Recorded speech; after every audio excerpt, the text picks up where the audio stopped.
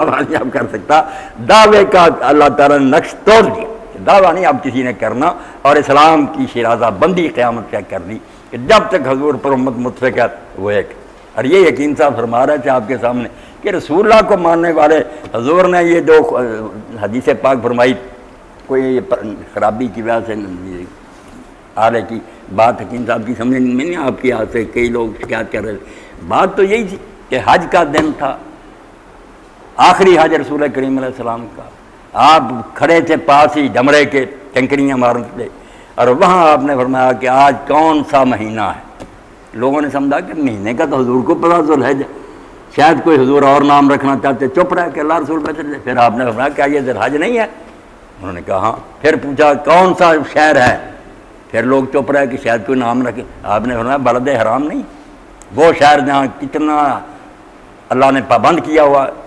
یہ دن جو ہے یہ یوم النہر نہیں. پوچھنے کے بعد فرمایا جب تین چیزیں اکٹھی ہیں, دن حرمت والا, شہر حرمت والا, مہینہ حرمت والا, تو مسلمانوں تمہارے مال, تمہاری جانیں, تمہاری عزتیں ایک دوسرے پر اسی طرح حرام ہیں جس طرح آج کا دن, آج کا یہ مہینہ اور آج یہ شہر حرام ہے. جو حرمت اور ادب ان کا تمہارے دلوں میں, یہ جانو کہ مسلمان کے مال اور جان کی یہ قیمت ہے. اسی لیے رسول کریم علیہ السلام نے فرمایا کہ اللہ کے نزدیک جو سود ہے ماں سے زنا کرنے سے 36 گنا زیادہ ہے اس کا جرم ہے, 1 درہم کا. مگر اس سے بھی بڑھ کر سب سے بڑا ظلم یہ ہے کہ کسی مسلمان کی آبرو جو ہے نا اس پر حملہ کرے, کسی مسلمان کو آج ذلیل کریں, اس کے بارے میں جھوٹی باتیں کریں, اس کے دوستوں اور لوگوں کے سامنے چاہیں کہ اس کا وقار نہ رہے. فرمایا استعارہ مومن کی عزت پر تم نے حملہ کر دیا. یہ تو اس سے بھی بڑی حرمت کی بات تھی کہ کلمہ گو تھا, اس کے دل کا لحاظ کرنا تھا, اس کا دل رنجیدہ نہیں کرنا. اسی لیے اللہ کے رسول علیہ السلام بار بار کہتے تھے کہ اکرام المومن جو ہے کہ مومن کی عزت کی جائے اور اس کو خوش کیا جائے. حدیث پاک میں فرمایا کہ جب تم کسی مومن کو خوش کرتے ہو تو مجھے خوش کرتے ہو, اور جب مجھے خوش کرتے ہو تو تم اللہ کو خوش کرتے ہو. ہاں, مومن کو چھوٹی بات ہے کلمہ کو. اس لیے فرمایا کعبہ پتھروں کی عمارت ہے, مومن کا دل جو ہے یہ رب کی گزرگاہ ہے, اس کو نقصان نہ پہنچا.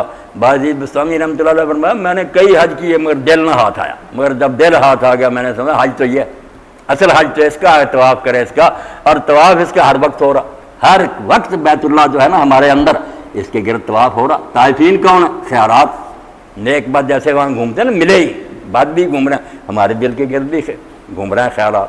ایک لمحہ بھی نہیں فارغ ہم, آپ دیکھ رہے ہیں اچھے خیال آ رہے ہیں, لے رہے ہیں, ابھی برے آ رہے ہیں, طواف اب بھی جاری ہے. اور اللہ نے جیسے وہاں معاف کر دیا کہ برے بھی جو ہے نا وہ میرے گھر آ گئے معاف, یہاں بھی کہہ دیا کہ دل میں جو برے خیالات آئیں گے نا اگر تو عمل نہیں کرے گا اور اس کا اعلان نہیں کرے گا ہم وہ اس پر ثواب ہی لکھیں گے, گناہ نہیں لکھیں گے, ثواب لکھیں گے.